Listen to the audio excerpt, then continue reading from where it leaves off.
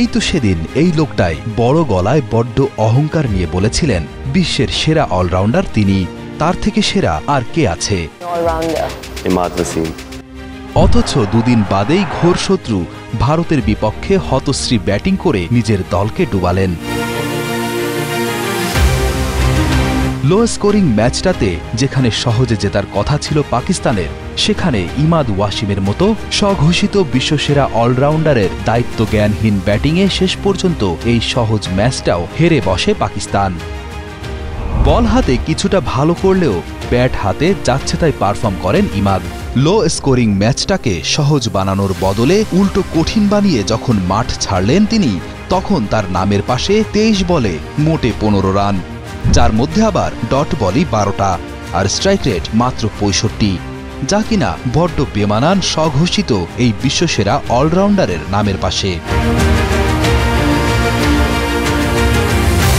4 দিন আগে আইসিসির অফিসিয়াল ফেসবুক পেজ থেকে একটি ভিডিও প্রকাশ করা হয়।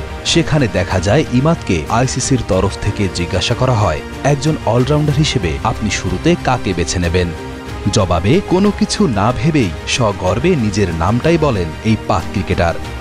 এরপর আইসিসির তরফ থেকে ওয়াসিমকে আবার জিজ্ঞাসা করা হয় কেন তিনি নিজেকে প্রথম পছন্দ হিসেবে বেছে নেবেন। জবাবে ওয়াসিম বলেন তার থেকে সেরা আর কে আছে। পাশাপাশি আরও বলেন যে তিনি পাওয়ার প্লেতে বল করেন, অন্যান্য অলরাউন্ডাররা সেটা ধারাবাহিকভাবে করতে পারে না, এবং 4 থেকে 8 নম্বর পজিশন পর্যন্ত যে কোনো পজিশনে ব্যাটও করতে পারে, তাই নাকি তিনি সেরা। ইমাদের এমন ভিডিও সামনে আসার পর অট্টহাসিতে ফেটে পড়েন বেশিরভাগ ক্রিকেট সমর্থকরা।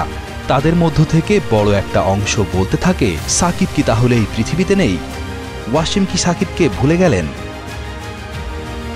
ইমাদ সাকিবকে ভুলে গিয়েছেন কিনা সে প্রশ্ন না হয় তোলাই থাক, তবে যে বড় মুখ নিয়ে নিজের নামটা ওয়াসিম নিয়েছিলেন ওই ইন্টারভিউতে, ঠিক তার পরই চিরপ্রতিদ্বন্দ্বী ভারতের বিপক্ষে তার লজ্জাজনক পারফরম্যান্সের পর সেই মুখে আবার নিজেকে বিশ্বসেরা বলতে পারবেন তো ইমাদ?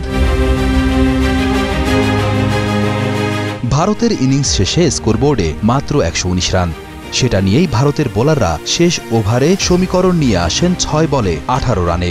পাকিস্তানের শেষ ভরসা ইমাদ ওয়াসিম তখন ক্রিজে, কিন্তু ভারতের পেসার অর্শদীপ সিংয়ের করা শেষ ওভারের প্রথম বলেই ইমাদ কট বিহাইন্ড হলে সম্ভাবনার পাল্লা অনেকটাই হেলে পড়ে ভারতের দিকে।